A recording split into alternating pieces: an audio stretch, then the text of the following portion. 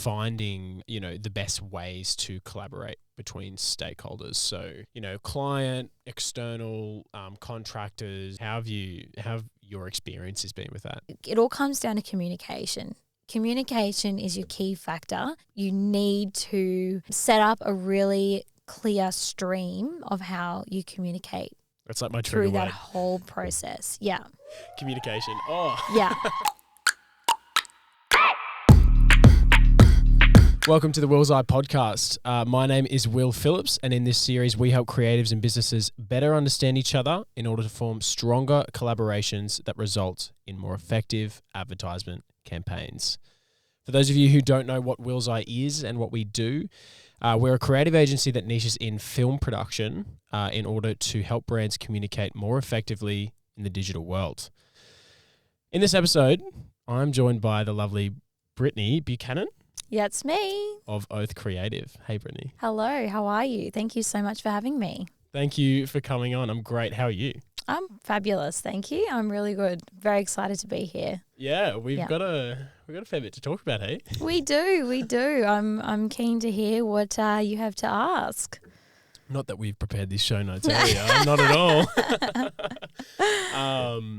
Cool. All right. Well, we better just crack into it, hey? Yeah, sounds great. First thing I think the audience wants to know, and I want to know too, is sort of a bit about your journey first. So Oath Creative, obviously, if you guys don't know it, do you want to sort of tell people what that is? Sure. Yeah, absolutely. So we are a graphic design and marketing agency based here in Brisbane. We're a small boutique agency who love to brand businesses, new businesses and existing businesses. We love to run your ongoing social media campaigns, all across your marketing, basically be the gal there ready to help you for all of your design and marketing needs. Damn, what a tagline. I like it. Yeah, very cool. And you had a fair bit of a journey before Oath. What made you start? My own business, yeah. So, I originally started out, I studied at QT and I started a Bachelor of Fine Arts in Visual Arts actually because I've got a strong art background and that was where my, interest lied in creativity. Was just loved doing art at school and everything like that. But I very quickly realised that I needed the job security feel that came out of my course, and I guess I was always very concerned that I wouldn't have that drive to make money if I was just an artist, even though I very well was going to go onto the path to become an art teacher, which very well may come later in life. I still have a passion and interest in that space, but yeah, basically. I, after a year, transitioned into interactive and visual design at QT and absolutely loved it, thrived, enjoyed every moment of it. That's what helped set me off. But I'd never done any digital design work prior to that. I just went, how can I pivot my creativity into something that could be employable and something that I could make money from? Because I guess back then when I started, which is a number of years ago now, there wasn't so much of this pull and availability to just have your startup and just go out on your own from such a young age. There was still this very much idea that you go get a job and you get work experience and you go through the runs of working yourself up through the ladder and things like that. It wasn't so available and encouraged, and that's very quickly changed since I've gone out on my own, and I see stacks of young people, which is amazing, go out on their own from the beginning, and learn as they go, which is really great. But yeah, so that's what I did, and after studying uni, went and got a job at an advertising agency, worked through the journey of learning. That was where I felt I learned the most about design and things like that, was actually on the job. more so than at uni, which was more about the concepts and developing your way of like creative thinking and things like that. So yeah, working at a range of couple of different advertising agencies to get my experience up and running. And very quickly realized that the 9 to 5 grind of working for someone else and, you know, the type of creative work that I was getting presented with and the kind of briefs I was receiving just wasn't inspiring me. So I, you know, very quickly was losing that passion. So I knew that I needed to make that change. And very, very, very gratefully, thanks to my now husband, he encouraged me to go out on my own, to start a business. You know, he encouraged me and supported me emotionally and financially so that stress was off my back, because we did have a mortgage already at that stage, had bought our first house. So, you know, it was quite scary, like thinking, oh, well, I won't be able to put in my part, to the expenses of living for the first period of time while I build my business. But, we found a way, and I got a casual job at a local cafe, and also did some tutoring at QUT, which was actually, I'm so grateful I did, because it got me out of the house and it got me talking to people. So I was learning at QUT while I was the one tutoring. I was learning stacks while I was there, and I was loving that aspect because I enjoyed my time at uni. So it was really nice to get back there and have that feel again. But then also working at a beautiful local cafe that I absolutely adored the people around me, and still do. I go and visit there all the time. They've become family to me now. Which cafe? Actually, you don't have to say that. I will give them a shout out. No. They, I met lots of people that lived in my local area, and lots of local businesses that I actually ended up getting work from them. So, and still do work for them to this day. So, it was a really lovely way to start up my business, because I was getting all of these beautiful organic contacts of clients, and building my network through relationships and through talking with people, which has always been something that I believe is more so my strength, is going out there and finding work through that method. So, yeah. Wow. There's a lot I want to unpack there. Okay. I have a lot of questions. First of all, art teacher. I did not know. Yeah. I don't know. I think that I was really inspired by my art teacher at school. It was absolutely incredible for helping you grow and develop and things like that. And, that was, I guess, a subject that I did well at. I wasn't very good at math. And Me neither. The whole math and English side of things, I was the creative, and going to those classes, I just felt so much more at home. I actually tried, you know what I mean? I put my full soul into it, and it paid off. So I don't know. I think that's just kind of why I thought, oh, well, maybe that could be something that I could do.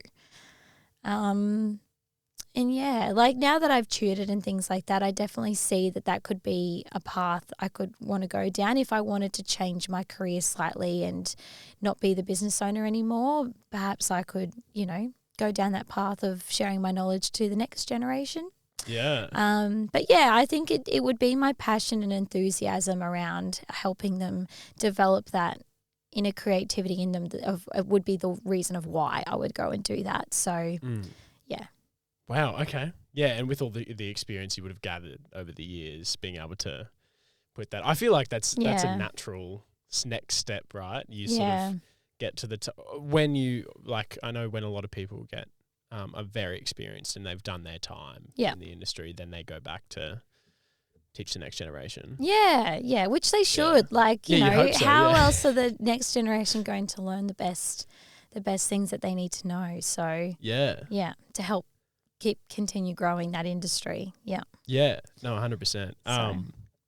You said something else as well about, back in the day, that's probably the worst term for it, but a few years ago, when young like youngpreneurs or, you know, the, for lack of a better term, wasn't encouraged. Like people who were young getting out and doing it on their own. So it wasn't a thing at all, really. No, it just wasn't really like as common. I mean, I'm sure people were going and doing that because freelancing was always still a thing, but it was never like, I guess, especially at university, like so much encouraged or platformed or taught that you can go and do this from the get-go and you have the skill set to just go and work for yourself. It was more so that, you know, well, maybe that was also just coming from me and my background and my upbringing and things as well. Like I'm sure there's multiple of factors of reasons why I reached that thought, and maybe even a pressure I was potentially putting on myself. But I think, there's that element of, well, you need to get a job and you need to be earning X amount of money and you need to get experience, because otherwise how else will you know what you're doing? You can't just know how to get out there and work with clients from straight out the doors of university. But I do think there's things missing in that course that could actually help guide students to actually go and do that. And, you know, like if my path goes in that way, again, like I would love to help inject that into those courses, because I think there's such valuable tools and things that they should be teaching at university, because like that's the way of the world. A lot of people work from home. A lot of people travel and work. A lot of people can just do work for themselves and earn a really good living for themselves without having to go and work for a large agency. Whereas some people like to work in an agency because they want to be in a team and they don't want to be doing an entire project on their own. They just want to be the one that focuses on particular elements of a project or whatnot. You know what I mean? So it all comes down to your interest. But I think to be able to be geared up and have the tools behind you to be able to go and do that yourself would be valuable if it was actually taught in that safe environment. 100%. And obviously I don't want to delve into university culture but I notice because I did a very brief degree. I ended up shortening my course and leaving. And it's a hard balance because you know I can't really blame universities, because I can see where it's hard to fit the real world. It is. It's like QT for the real world, you know. Yeah. That whole advertising campaign, but it'd be a very hard juggle, I'd say, on their end to actually try and meet that, because the industry is constantly developing. It is, and there is a lot of like theory and content that they do need to cover, you know, to teach the principles and the elements that they actually need to cover. So I understand that there's only so much you can cover in X amount of years of your course to get through all of that. But, you know, I guess from my learnings, maybe that would have been beneficial for my path. But of course, everyone goes down different paths. So, but yeah, I guess it just stems back to, I guess the way of the industry has changed now already since I've been out of university, which is a number of years now, that all of a sudden, you know, it's so common to not need to go and seek full-time employment in order to make a living in your industry from the start. Yeah. And especially in the creative industry. Yeah. It seems to be just the big thing is freelancing is the... Yeah. And collaborating with others, like contracting for them, like things like that, which is awesome. Like it gives creatives the freedom that they long for. That's comes with being a creative. Like you don't want to be restricted so much to having to do the same thing for 10 years of your life. Do you know what I mean? So, yeah. And there's perks to each side. Like I can definitely see, you know, obviously having a full-time job and then freelancing, because the security that comes from that, absolutely. Definitely. Yeah. Yeah. And you've got to be your own salesperson as well as a freelancer, and your own accounts and your own all the other things. There's too many hats to juggle on your own. So you have to want that. You have to want that drive to cover all of those different skill sets that also come with that. But I guess if you find a position in an agency that you love and that you're really inspired to do, then it doesn't matter because you love your environment. So I think for me, I didn't find that before I went out on my own. And that was potentially, like an element to why not start my own culture of something that I want to work in, because then I can and since doing that, I don't see work as work the same. I am really driven and really inspired to want to keep working and to build my business, to build my network, to build my people, to create work that I feel I enjoy doing and can help benefit businesses. Because, I'm also, our business, we at Oath Creative, we more so want to be, like authentic people where we're not just there to produce a design for you and send it off and you never hear from us again. We actually really like to work as your right hand, man, to create an ongoing support. If you, like, for example, to break it down a bit more, like we will develop a brand for a business, and then a lot of the time we will then work ongoing for them doing their marketing and their social media management and building up their brand voice, their personality and that real authenticity online to market their business, because we build that really great relationship. I know their business really well and what their key message is. So it's great. That's it. So it's great to then continue that relationship and continue building that business for them, because a lot of the time the businesses, they don't quite know what to do with what you create for them. Like, how are they supposed to know what the maximum opportunity that you can get out of, your brand and your message and things like that to the world and to their market. So that's what I enjoy doing, because then we can almost be like their friend there to, engage whatever other business we need to actually execute what it is that we're doing, whether it be SEO as well, or whether it be a film campaign, where we'll reach out to you and say, hey, Will, we're doing a advertising campaign for social media. We need to create this.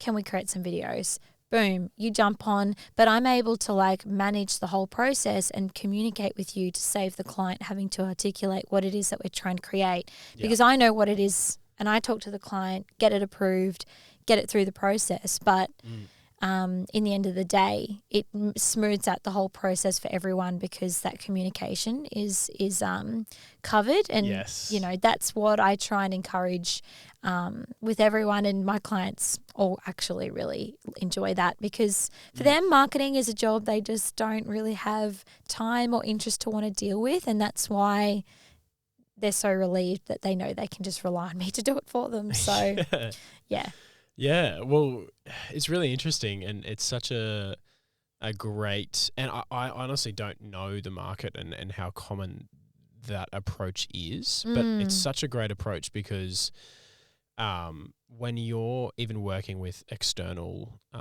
so you're contracting in, so let's say, when we work together, because you built the initial foundation of the brand, you understand, and you've carried them all the way through.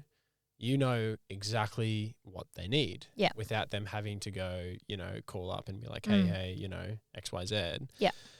It must make things so much easier. Well, it definitely does for us, I know, because we sort of understand. Yeah. But and that's why I like to offer that, because I do find that it gives a lot to the client to ensure that they, are able to save their time focusing on what they need to focus on and doing that business development and running their business and things like that. I know that the overall image is going to then ideally execute the way that I know the client wants, and I just need to walk them through that, seek their approval, and also get feedback about what their audience and market is saying to them when they're out there networking themselves, so that we can then also bring that into the market of the way how we're marketing the business, because the two need to talk with each other. And I guess that's one thing that, I really find I need to educate clients on, is that it's all well and good for me to just run your social media marketing for you.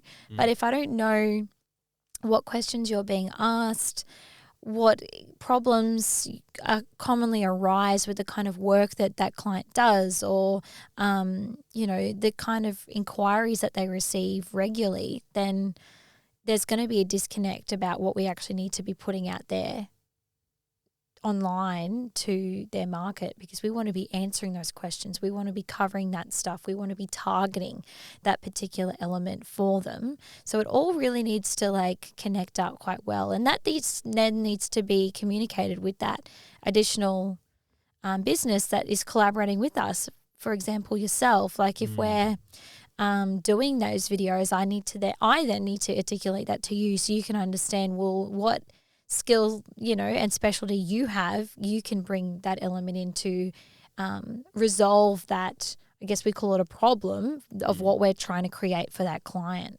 so that they can fill the gap of that particular type of business that they're trying to attract. Yeah, and because the last thing you want to do is for it to become Chinese whispers, right? Where, you've got someone saying this and then that translates to something that's just a little bit different. And then by the time it carries down 5 hands or whatever it is, it's not what the original goal intended to be. Yeah. That actually probably segues into this question really well, is finding the best ways to collaborate between stakeholders. So, client, external, contractors, whether it's, white labeled or it's whatever it is, managing all of the communication and doing all of those things. How have your experiences been with that throughout the years? Yeah, I think I've experienced it working really well and really efficiently. And then also, where I can see projects and things go a little bit by the wayside depending on who's involved and what the process is and how it's all set up. But I just find that the best way for me anyway, and for our business, is to, it all comes down to communication.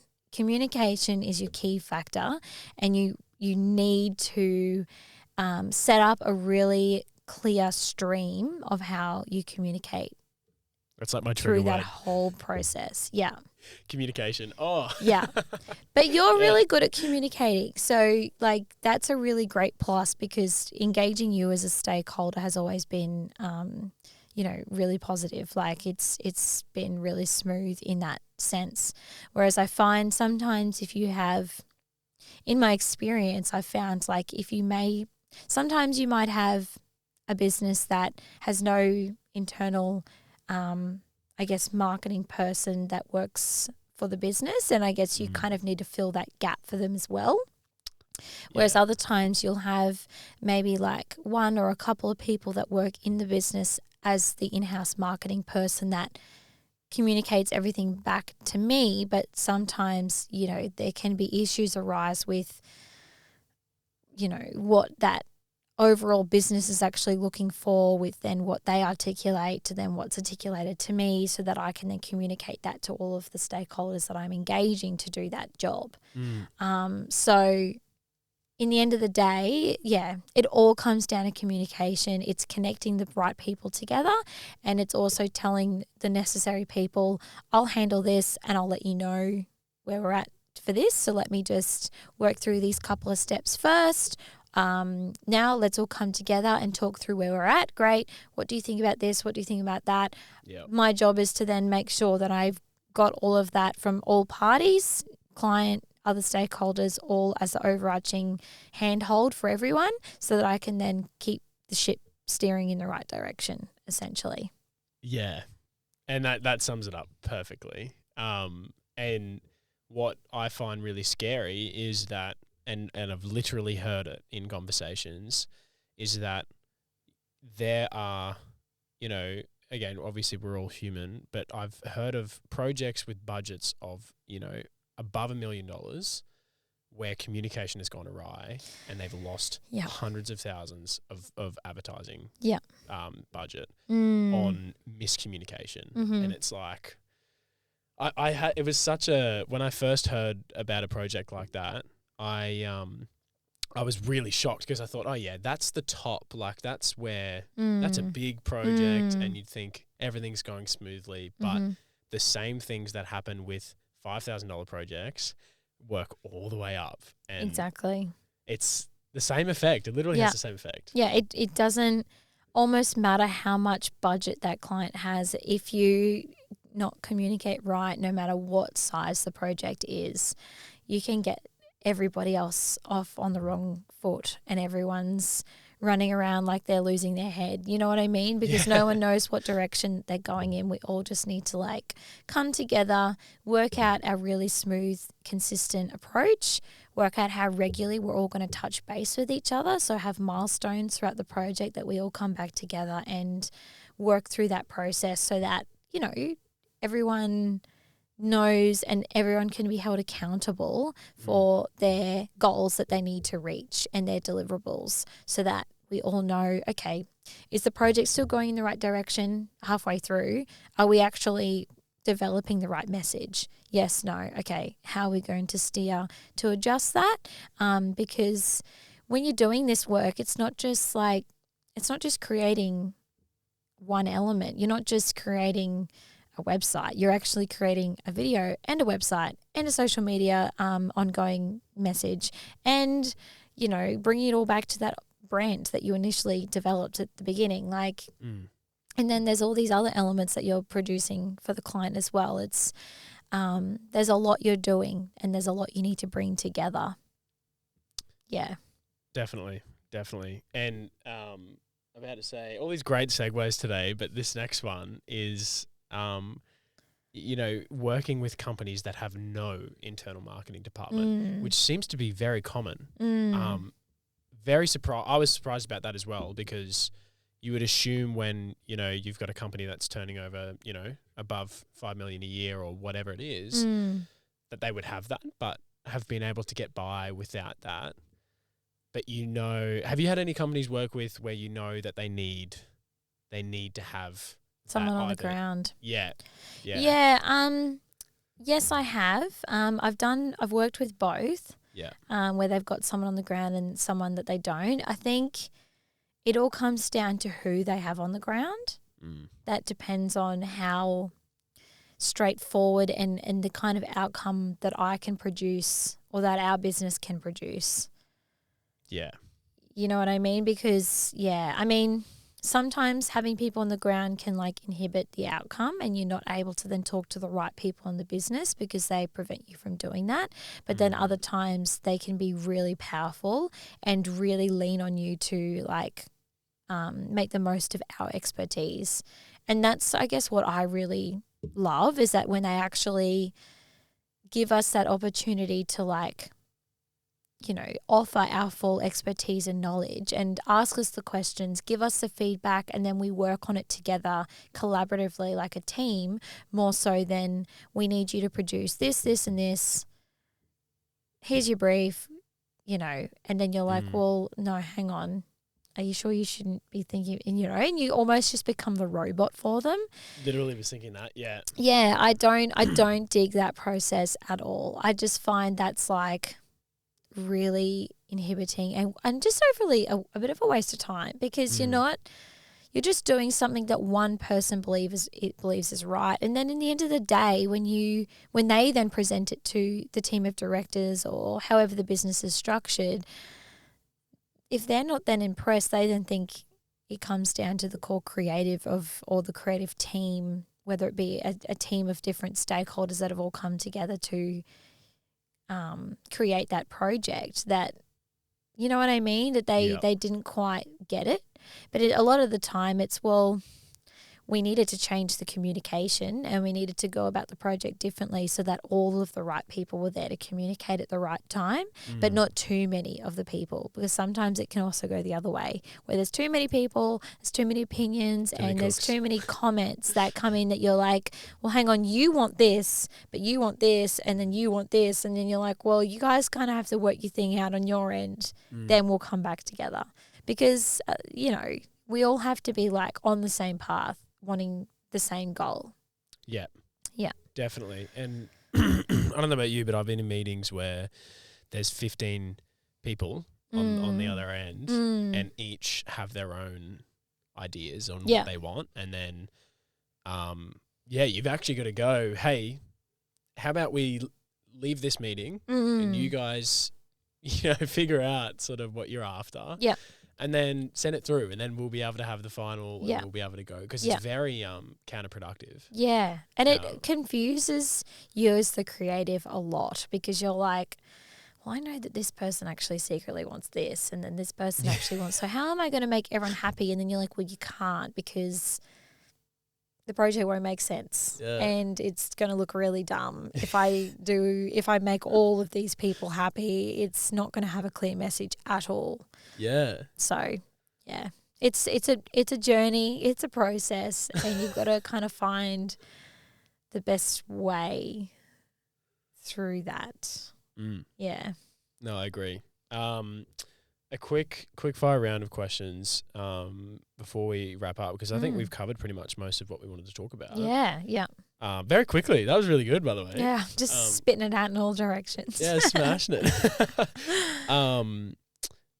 Is there particular pointers for businesses and brands? So let's go B2B and B2C brands that they should be looking out for before engaging either a creative agency or a freelance creative? Is there some pointers that you could give for people that are on the market looking to hire externally?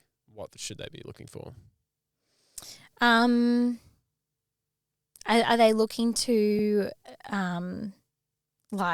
engage an external business, or to hire internally to then bring them on board, do you mean? External business. So like external creative agency, let's say that, it doesn't matter what creative media it is, that you're a construction company looking to engage, you need a brand guidelines document or something like that. Yeah. Like what do you reckon are some things that they should be looking for in an agency to find the right fit?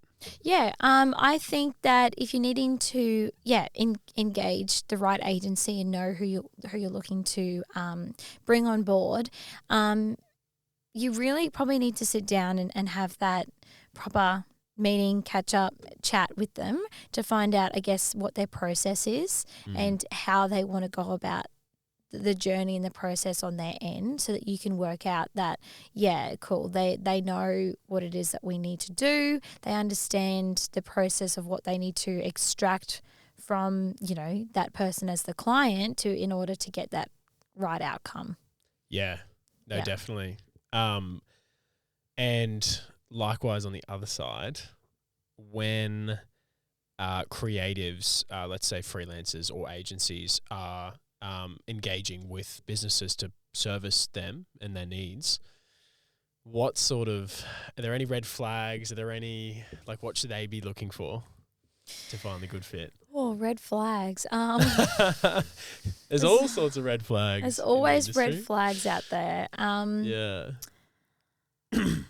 Yeah, I think that in the end of the day, it's knowing that the client has the same want and desire to get a really strong outcome, the same that you want to get out for them. So if they're not, it's just knowing that they're wanting to give you the creative license to go through the process with them.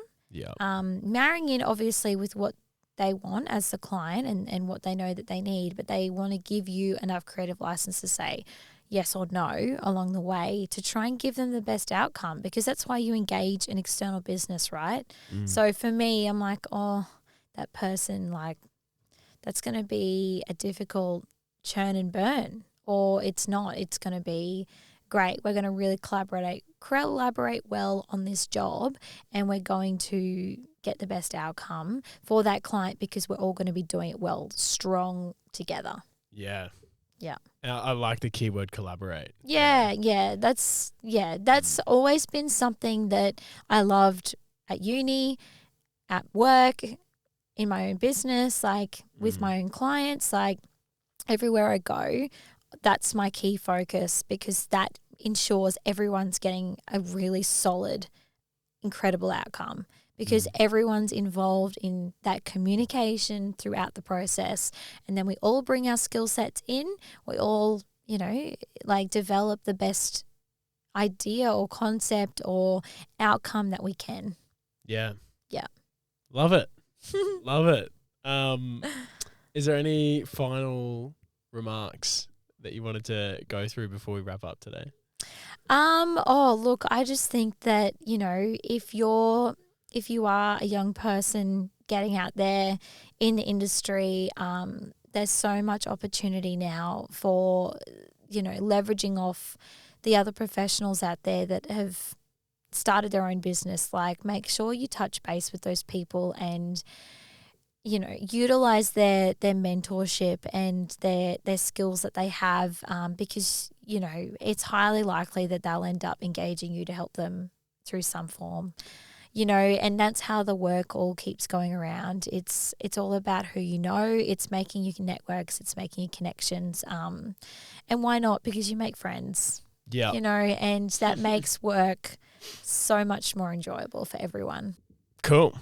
Very cool. How do people find Oath Creative? Well, if you jump on our social stream, we're on Instagram, Facebook, and LinkedIn. Oath Creative is our business. My name's Brittney. And I'd love for you to reach out and make contact with me. Very nice. Bowie, you can look at the camera when you're saying that too. Awesome. Well, thank you so much for coming on today. Awesome. Thank you so much for having us. It was amazing to be here. So thank you so much. Thanks for jumping into this episode of the Will's Eye podcast. To follow our journey, you can search at Will's Eye on Instagram, Facebook, LinkedIn, and YouTube. To inquire with us, visit our website at www.willseyeproductions.com. Have a question that you want us to answer on the show? Simply comment on any one of our podcast posts. If you would like to be a guest on our show, get in touch with us on Instagram or email us at inquiry@willseyeproductions.com.